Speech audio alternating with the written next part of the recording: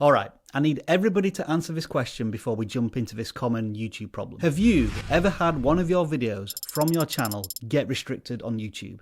Simply put, yes or no in the comments below. Now I assume that most of you are going to say no, and 24 hours ago we would have said the same thing.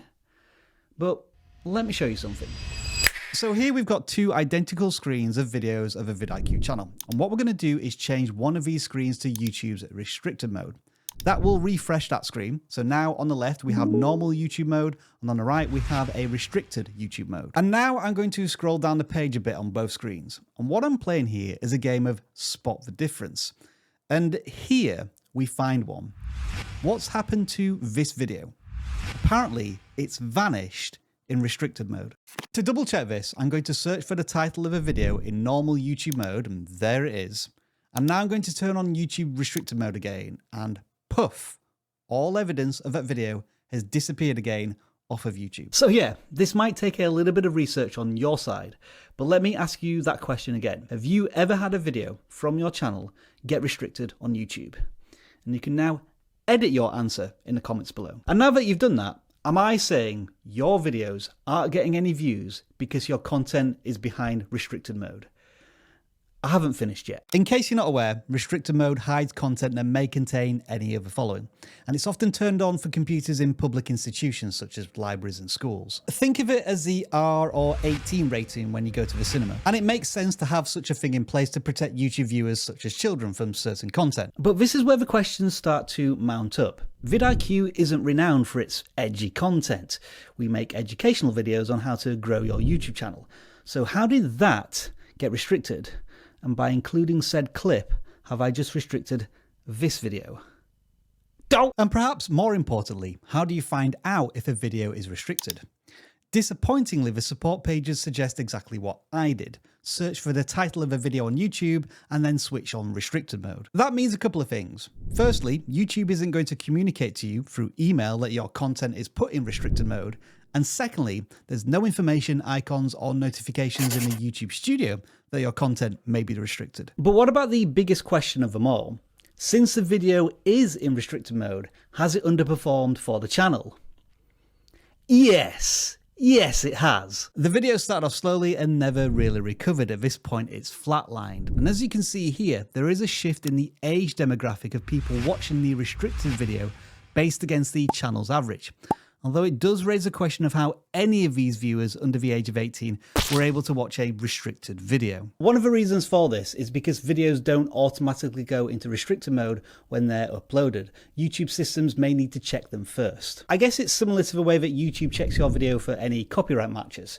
But YouTube lets you know about those copyright matches, so why not restricted mode? So I don't know, it could take an hour, 12 hours, 24 hours before a video falls into a restricted mode. But anyway, let's get back to the problem at hand. Is this conclusive proof that restricted mode will squish the views on your video? I've got more to add. Penguin0, Moist Critical, one of the largest YouTubers on the platform with more than 50 million subscribers. And is famous for the frequency of his uploads, which tend to be daily, if not more. That is until you turn on restricted mode. Now it looks like he posts barely once a week. But overall, restricted mode doesn't seem to make any difference. The channel has close to 10 billion views, and most of his popular videos are all unavailable in restricted mode. And quite frankly, that could be the end of a discussion. Restricted mode is there for a reason, and it seems to work. But what if it works a little too aggressively? We witnessed something very interesting during our weekly channel audit livestream. This channel was getting virtually no views from any of their videos, which just didn't seem to add up when you looked at their channel focus, thumbnails and titles. So we turned on restricted mode to see what would happen. And suddenly, it was as if the channel never even existed. Now I will concede that it is entirely possible that all of these videos should be put in restricted mode.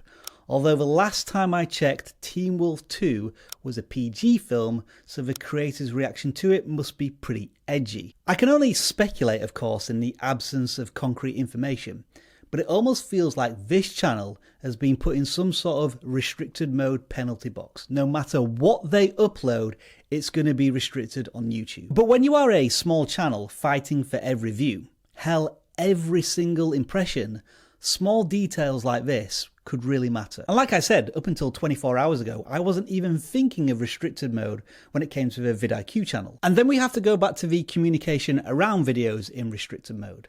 Does this creator even know the state their channel is currently in? Do you know if any of your videos are in restricted mode? And do I think that restricted mode is the reason a lot of small channels never get any views? No, I don't actually. Like community guidelines, ad policies and copyright rules, restricted mode is certainly something to be conscious of as a creator. But your ability to connect with your audience is always going to be the biggest swing factor when it comes to the success of your channel. And so, going back to this video, I don't think it performed poorly for the channel because it was restricted. I think it performed poorly because we were testing out a long-form interview style of content that the audience didn't connect with as much as we'd hoped. Lesson learned, we move on. And if you want to call restricted mode some form of shadow banning, sure, go ahead, why not? It's the closest thing we know of to such a thing, and YouTube doesn't tell you when it happens to your videos.